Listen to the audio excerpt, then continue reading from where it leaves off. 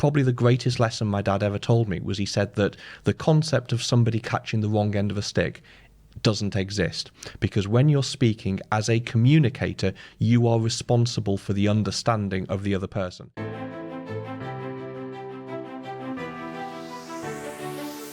Hello and welcome to the latest edition of Between the Spreadsheets. I'm Stephen Englander, and today we're filming in the studio, and I have with me as a very special guest, very interesting guest, is Tim Stewart from Fox Networking. Hi, Tim. Hi, Steve. Nice. Yeah. Great to be here. Yeah. So I believe you're a sex maniac. Sorry, you've got a sexy job here. No, I like to say that I do the least sexy job in IT. My business, we look after office data cabling, which is the one thing... Exactly. Sorry. But nobody cares about it, nobody likes it, but the world ends when it goes wrong, so it's kind of important. Well, that's how we met you, isn't it? It is. It's because we've had terrible trouble. We've had one, do I call them idiots or just people that don't know what they're doing, fixing our and fitting our internet stuff, and we've just got Spaghetti Junction. You've come along and sorted it all out.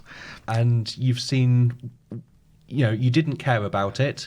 It had been ignored, but it's fixed and you're feeling the benefits. It's definitely faster and more reliable, and we can now reuse a room that was so full of cabling that we could never use it.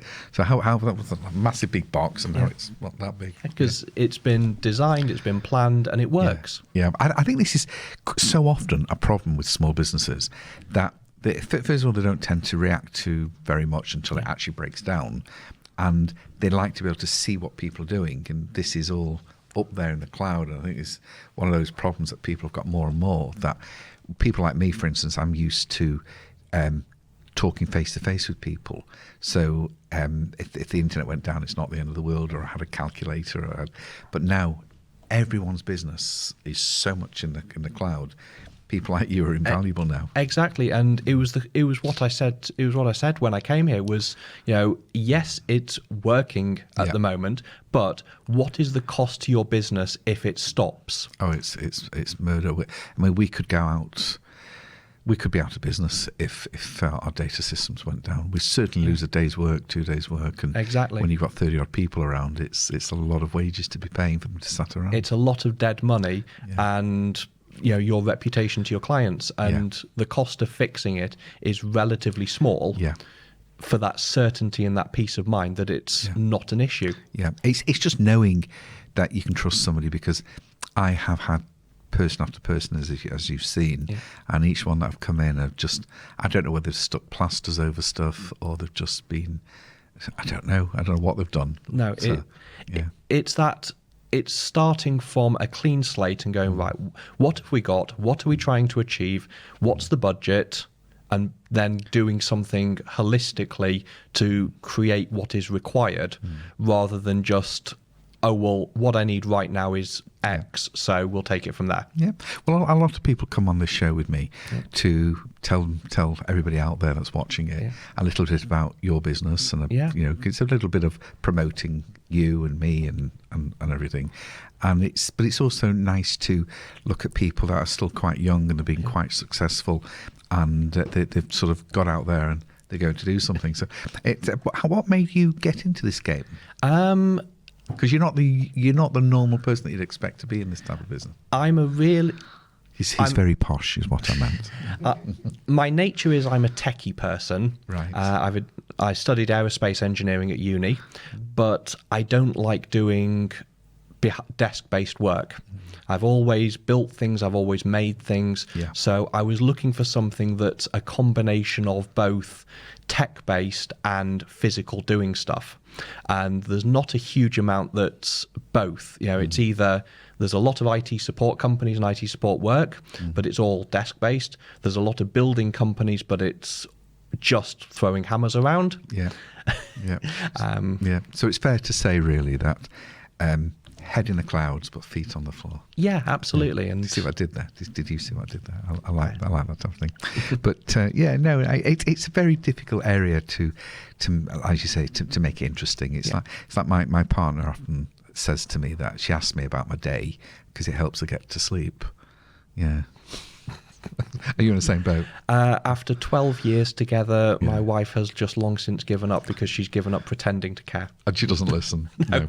So, but you've got a little boy. Absolutely. Yeah. How old is he? He's 3. You know what I would say? Keep until 5, then get rid. Seriously, that's my advice. Goodbye. You know. Sounds. Yeah. No, you don't. You have to go with the flow on that one. So, and I know that your father was a politician. He was, yes. Yeah. How does that affect your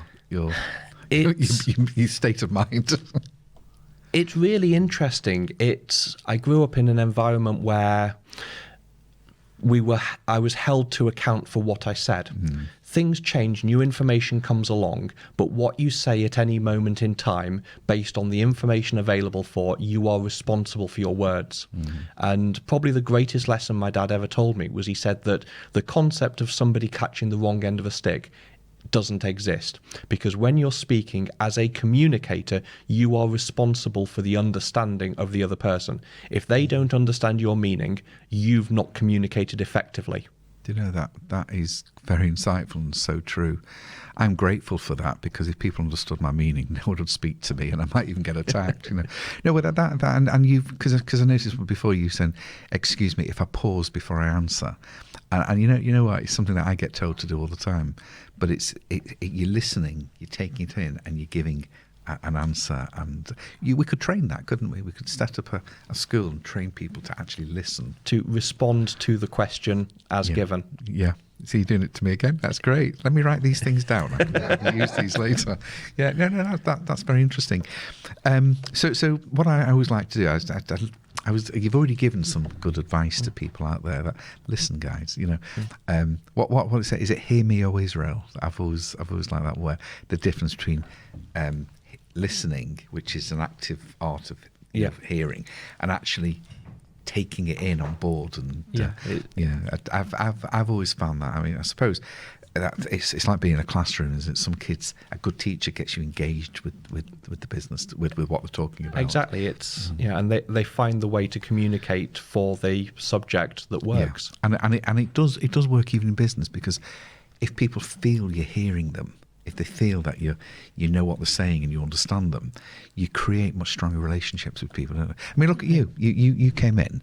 You probably already knew what we wanted. Yeah. You know what we needed, but you listened. You listened to everybody moaning. Everyone saying we need this, and I'm fortunate that, unfortunately, whenever I go into a business, there is an element of chaos that's caused. Yeah. But one of the few things in modern life that will get you out of causing any chaos, tell somebody you're here to fix the Wi-Fi.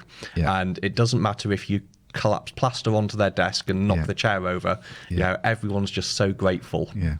Yeah, no, it's true, and you can see that you do this because you want to put things right. Yeah, because I know a little bit about your background from what you're telling me. I mean, I heard you speaking, and I thought there's a bit more here, so I grabbed you, didn't I? Yeah, very much. I brought you on the show, and it's because you are listening. You can, but it's not like you've fallen into this business, because you've got lots of other opportunities, haven't you?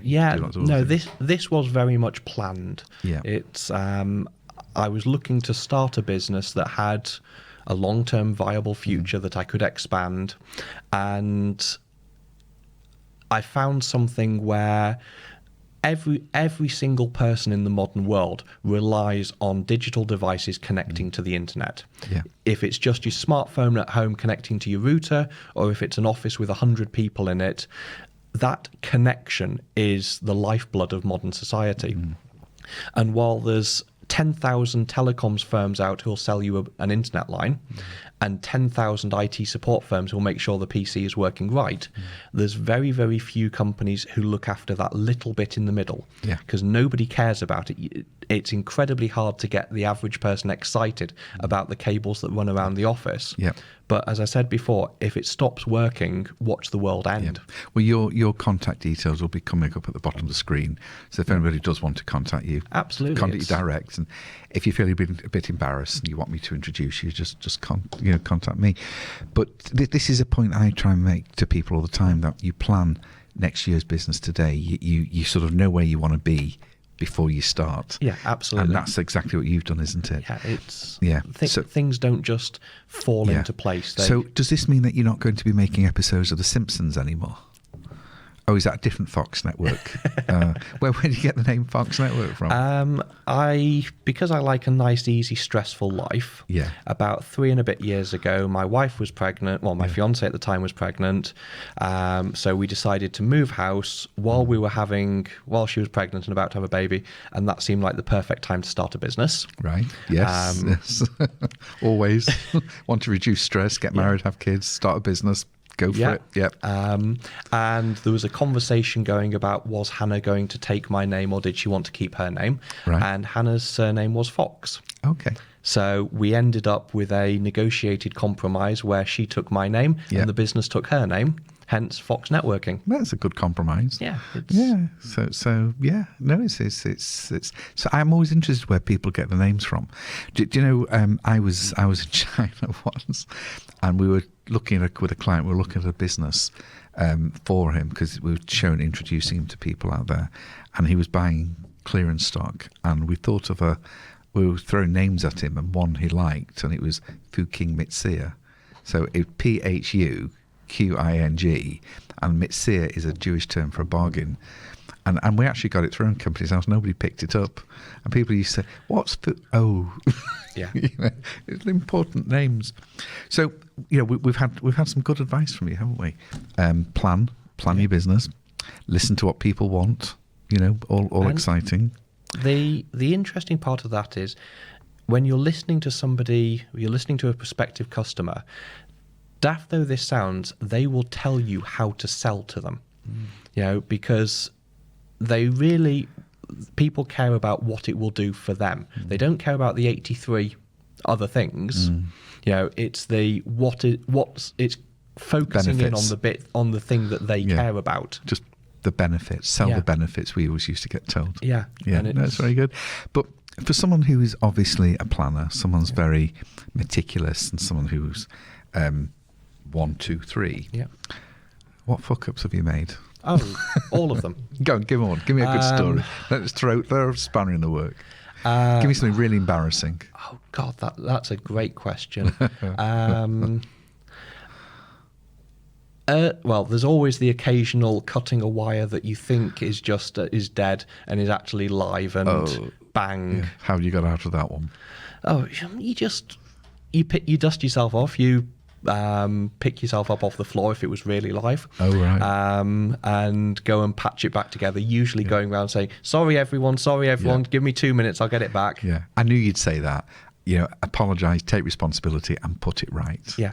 I knew you'd say that. All good businessmen do that. Yeah. In fact, it's not even about getting things right, is it? It's about what goes wrong. Yeah, so that's even more advice. Yeah. Well, I think you've got a great business. I think you came in here, and now you saw our studio, and you said, "What a mess." But you were very polite about it. Yes, you didn't say what a mess, did no, you? What did you say? I said it looks like a busy space, I think was the... Yeah. So we thought, well, could you improve it? Of course.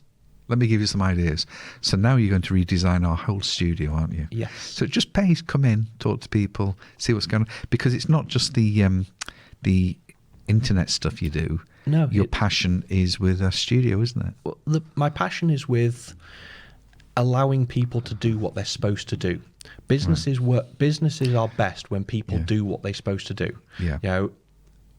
If it's not what you do, then someone else will be able to do it better. I don't do my accounts, my accountant does, because they'll do it better. Yeah. And, as with everything, you can do this best. Well, I'm best at lying on a beach. That is my forte. I'm really good at, lying on a beach. But you don't design the sun lounger, you buy it. Yes.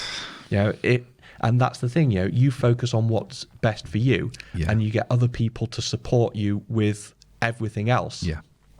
No, it's true. But now you've come in, you've extracted cash off me for putting the communication systems. Yeah. You're extracting a bit more cash off me for doing the studio. Yeah. But you're doing it better than we could ever have thought to do, and I think that's the point, isn't it? Yeah. Make people better off after you've left than they were before. Completely. Yeah.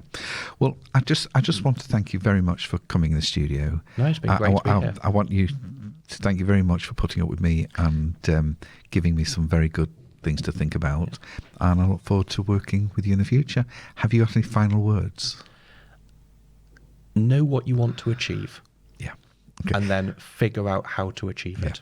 Yeah, that's paraphrasing from Stephen Covey with the habits of 7. You've come to that point. Start with the end in mind. Yeah. Thank you. Thank you. Thank you for joining us, everybody. And I'll see you on the next episode of Between the Spreadsheets. Good night.